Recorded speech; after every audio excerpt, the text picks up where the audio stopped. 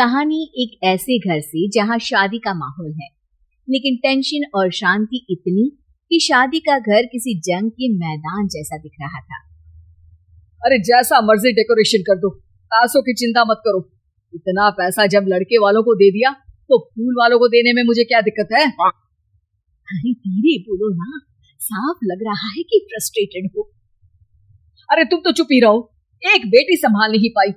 सारा दिन मैं काम पर जाता था, सोचता था घर पर बच्चों को अच्छे से संस्कार मिल रहे होंगे, लेकिन नहीं, मैडम को तो अपनी किटी और फैशन से फुर्सत मिले तब ना। माँ चुपचाप वहां से चली जाती है। समझ में नहीं आता कि आखिर शर्मा खानदान में हो क्या रहा है। कल तक चिड़िया सी फुदकने वाली शीना की शादी यूं अचानक एक मोटे काले लड़के से क्यों हो रही है?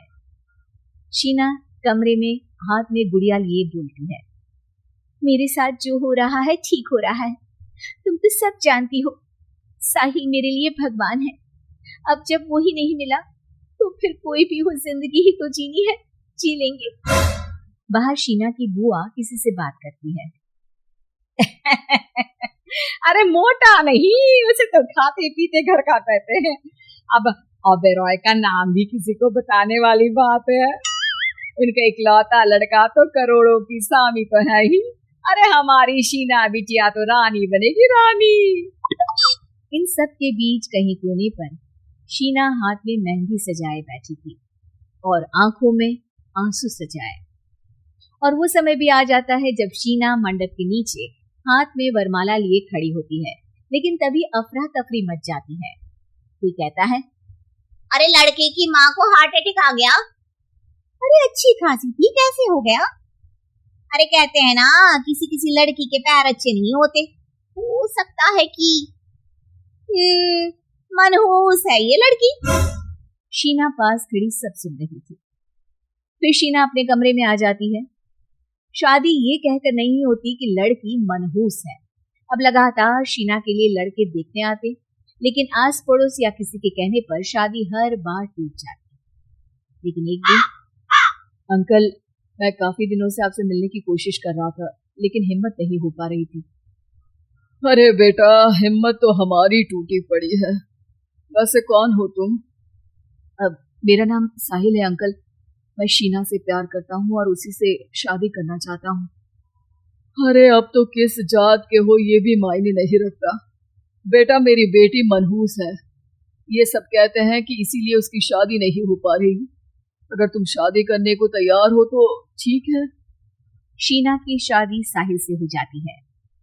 अगले दिन साहिल की माँ का देहांत हो जाता है और एक बार फिर लोग शीना को अपशकुनी कहने लगते हैं। अरे खा गई दीदी को ये। अरे क्या जरूरत थी साहिल किसी मनहूस को घर लाने की? पर बुआ, माँ की तो तबीयत पिछले कई साल से खराब थी। डॉक्टर्स ने जवाब दे दिया था। क्या पता ये भी उनका सौभाग्य हो कि वो बहू का मुंह देख पाई। अरे बहू का मुंह देख पाई, या ये कह लो कि बहू का मुंह देखते ही स्वर्ग लोक सिधार गई। अबे क्या घर तुम्हारा है, हम तो चले। अब शीना को खुद पर ही शक होने लगता है कि कहीं सच में वो अपशकुनी तो नहीं। साहिल, हम दोनों की शादी नहीं हुई होती तो अच्छा था। देखो ना कैसे पहले मेरी शादी टूटती थी और अब तुम्हारी माँ भी। अरे ऐसा कुछ नहीं होता शीना, अपशकुनी वगैरह कुछ नहीं होता। ये सब तो ईश्वर के खेल हैं।